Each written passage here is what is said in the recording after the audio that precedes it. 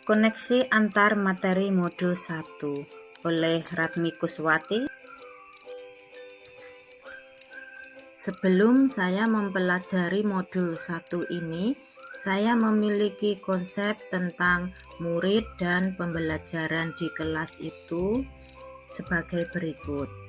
Murid merupakan anak yang sedang dalam masa belajar, mempelajari hal baru, menguasai kompetensi yang lebih baik. Murid sebagai individu yang perlu dikembangkan potensinya. Murid adalah subjek pendidikan.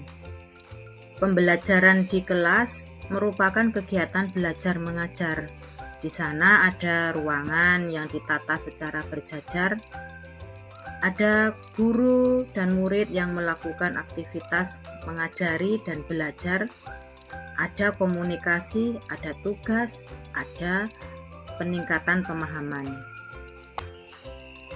Setelah saya membaca modul 1 ini, ada perubahan pemikiran tentang murid dan pembelajaran di kelas.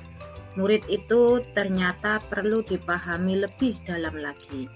Tidak hanya sekedar menambah pengetahuan dan kompetensi saja, namun lebih dari itu, murid perlu diberi pelayanan yang baik, ketekunan dalam pendampingan, kesabaran yang tulus, sehingga murid akan dapat tumbuh berkembang menjadi individu yang bahagia dan selamat.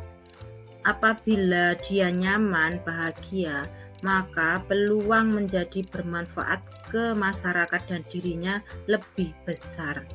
Selain itu, murid dapat menjadi dirinya sendiri dan melakukan hal-hal luar biasa.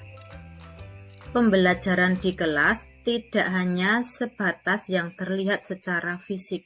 Ada ruang kelas, meja kursi, guru, murid. Lebih dari itu, di dalam pembelajaran di kelas terjadi yang namanya proses, interaksi, pelayanan, konstruksi pemahaman etika, perilaku, kebaikan, dan lain sebagainya. Seorang guru perlu memiliki pemikiran yang jelas dan terkonsentrasi pada konsep murid, sehingga guru dapat memperlakukan murid itu secara tulus. Ibarat bapak tani yang merawat jagung yang tumbuh. Ada keuletan, kesabaran, pelayanan, ketulusan, kejelian dalam merawat dan memperhatikan hama tanaman, sehingga tumbuhan jagung dapat tumbuh dengan baik. Saya akan segera menerapkan konsep pemikiran Ki Hajar Dewantoro tentang cara pandang murid dan proses pembelajaran di kelas. Saya akan memulai dengan mengendalikan emosi. Apabila ada murid berbuat kesalahan, maka saya pahami itu sebagai suatu proses. Si murid perlu pendampingan lebih intensif. Bisa jadi ada sesuatu model pengajaran saya belum sesuai dengan potensi si murid. Makanya ia melakukan kesalahan. Koreksi lebih ke diri saya sendiri sebelum saya menyalahkan murid. Sebab pendidikan itu memiliki tujuan, yaitu menuntun segala kodrat yang ada pada anak-anak agar mereka dapat mencapai keselamatan dan kebahagiaan yang setinggi-tingginya, baik sebagai manusia maupun sebagai anggota masyarakat.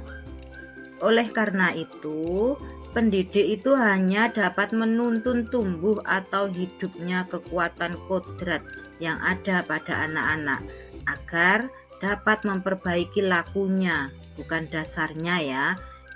Lakunya hidup dan tumbuhnya kekuatan kodrat anak. Demikianlah koneksi materi modul 1 yang bisa saya sampaikan. Terima kasih dan salam guru penggerak.